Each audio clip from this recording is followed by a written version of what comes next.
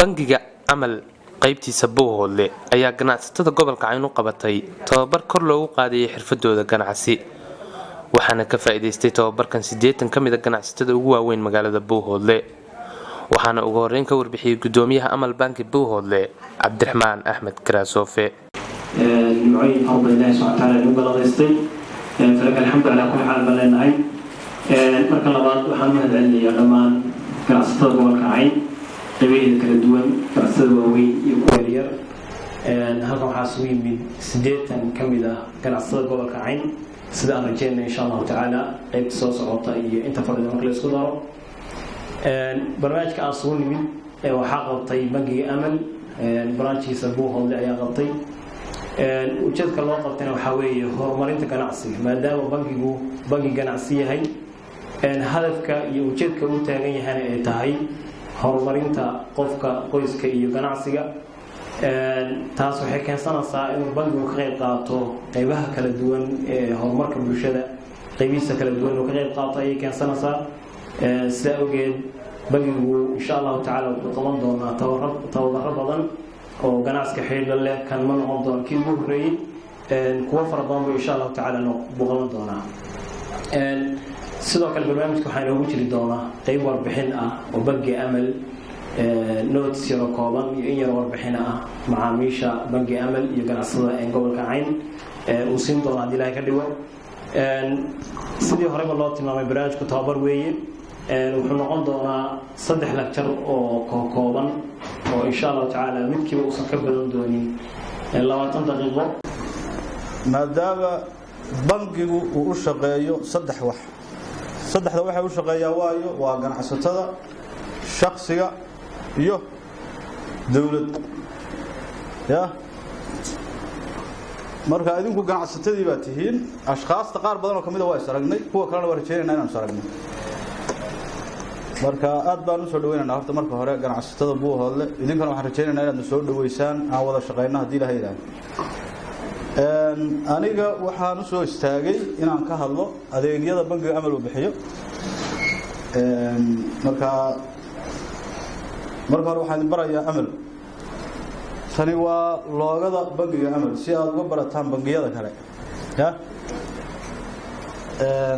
waa maxay your future our mission waa maxay macnaheedu mustaqbalkiina waxa weeye himiladayada ama waxa weeye ujeedadayada mustaqbalkeeyagu waxa weeye ujeedadayadu waa maxay waa mustaqbalkiina marka Amal Bank la shaqeeya hadii Ilaahay ka dhigo waaye hal ku dhaga Amal Bank waa maxay mustaqbalka waa maxay waa hadafkeena mustaqbalkaagu adiga mustaqbalkaagu ganacsada Buuhoodle mustaqbalkaagu waa hadafka Amal Bank waxaan u taaganahay maxay horumarinta qofka qoyska iyo bulshada saddexdaa hadii aan horumarkooda ka shaqeyno maxaan ka shaqeynay horumarka dhaqaalaha guud Soomaaliya Amal Bank waa ku dirsan kartaa waa ku kaydsan kartaa isla markaana waad ku maalgashan kartaa way aan ka gudubno inta markaan ka gudbo waxaan rabaa inaan u galo bangiyadu maxay yihiin horta bangi muxuu yahay marka hore bangi waxa weeye waa financial intermediary waa maxay waa isku xidha depositor iyo borrower depositor muxuu yahay waa qofkii bangiga wax dhiganaya lacagta dhiganaya oo adiga iyo aniga borrowerna waa qofka bangiga maalgelinta uu sameeyay marka bangigu sources of funds marka maxay yihiin xagee bangi wax uga yimaadaan marka inaan fahanaan rabnaa bangiga wax uga yimaadaan Amal Bank baan ka hadlayaa hadda marka si aan Amal Bank uga hadlo waa inaan bangi in general overview waa inaan ka siiyaa macna ama aragti guud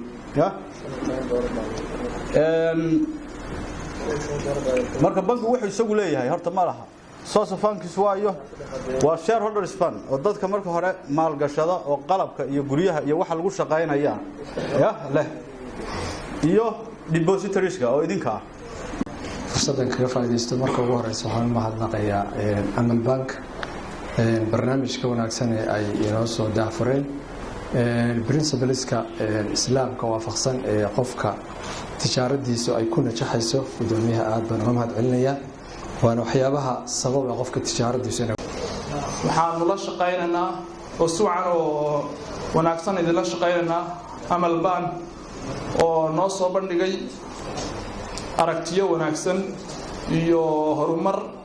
iyo caawa dhan macnaha inooga sheekeynaya inaynu macnaha horumarka gobolka ka shaqayno waxaan leeyahay ganacsiga ha lagala shaqeeyo horumarka ha lagala shaqeeyo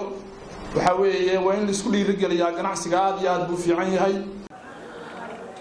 Ibrahim Cabdiqaadir Jabaan Sam News TV Buuhoodle